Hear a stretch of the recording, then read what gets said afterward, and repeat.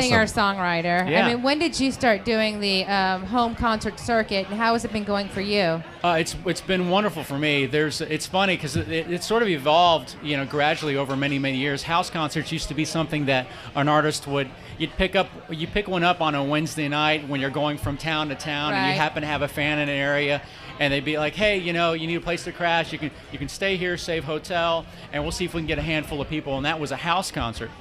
But the people that have the people that have embraced this concept, the hosts, have really just taken the ball and run with it. And now artists like myself, I don't like to tour unless there's a house concert involved, because it's so much better than what I would pick up, especially in a city where I don't have much of a fan base. So generally now, you're doing the house concerts on the weekends, making better money than the clubs, and then you'll book the club dates on the Wednesday or Thursday to get you from place to place. So it's incredible how it's completely reversed. Does it freak you out going to someone's house that you don't know and just showing up, knocking on the door and going, what's up? It's amazing. Good group of people. The people that embrace this concept, they want you there. They love artists. A lot of them are sort of like, what do you call it? Pretentious. Pretentious. No, people that wanted to be an artist at one time. Maybe it's like a dentist or a doctor that played guitar and he had that dream when he was young, but he had a family too early or something, and he had to, he had to make that choice or something. And these people, part of them still misses that in their life.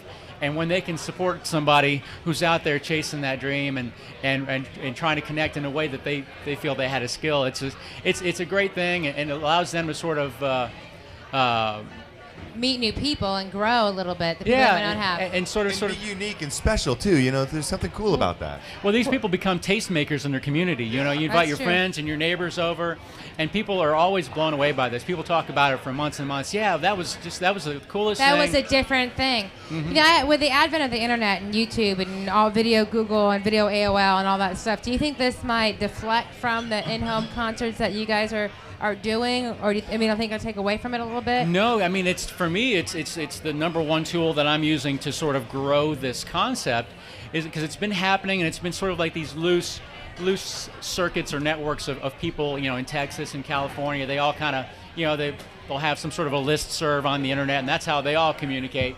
But now there's one central place, the website that I created, concertsinyourhome.com. People can go there, get all the information about how to host a concert, what artists are available. There's some great ones here in the Bay Area as well. You plug in your zip code and get it and find out who's available in your area, or just Tampa? Well, I think it's most important to find artists that you really love, so you don't really restrict what area you search in, because most of these artists might come from anywhere, they tour, right? So you'll book this several months ahead of time. You'll say, hey, let's see who we like, and then you find somebody, and you can listen to their music, read their bio, and go straight to the website if you're intrigued, and then you can send the email an artist directly saying, hey, we really like your music. If you're touring through this area over the next year, send us an email. We'll plan something. All right, stupid question. On that website, it said you normally offer the player food, dinner that night, and a place to stay. Is that place to stay in their home, or is that a room at a hotel? No, generally these hosts will they'll feed you dinner, and they'll let you sleep in their guest room. So you're really. But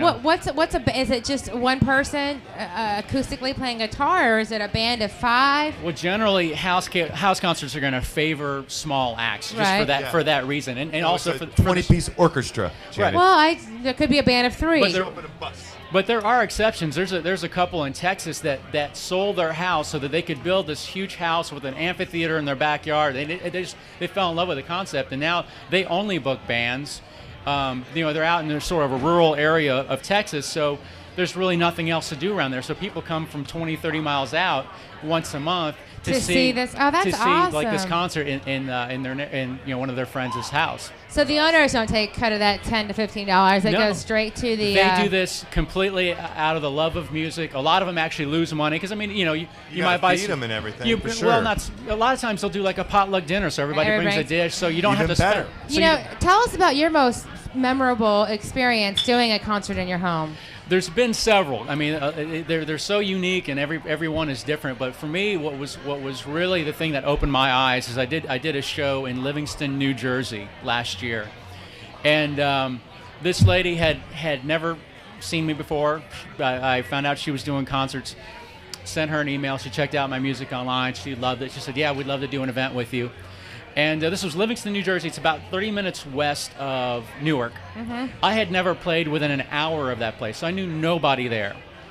And so I really did not know what to expect. And I get there, and it's this beautiful, it wasn't her home, it was actually in her violin shop. She was a music store owner.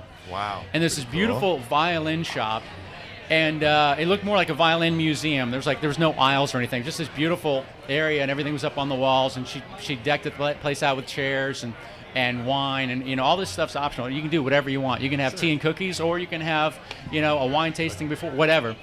But this lady filled the place. There's 45 people who each spent $10 or $15 to see me, and they were literally riveted. You could hear a pin drop for 90 minutes. Oh, that's awesome. And for me, it felt like a million years since I'd experienced that. I'd been playing clubs and restaurants, and you get the occasional big gig opening up for a major act and all that. But eventually you find yourself in places where you're not being listened to appropriately, and you can't really connect. And that blew me away. I was just like, this is what I want to repeat. Livingston, New Jersey. Yeah. Where'd you stay? Did you end up having in the to find violin shop in the case? Actually, I have an agent that lives in Delaware, not too far from there. So I actually sort of made tracks to the next destination. Oh, good. But yeah, I could have slept on her couch if I wanted to. That's awesome. Fran, man. give us your website one more time. It's an informative website, so share. Yeah, it. it's called concertsinyourhome.com. There's all the information that you could want if you're an artist that wants to get involved with this, or if you're somebody who just loves music and you want to start hosting the shows. And if you're interested in my music, it's fransnyder.com, SNYDER.com, and I've got some great CDs. Awesome. Thank you very much for coming out here and Thanks a sharing lot, your Rob, experience Janice. with us. Very good.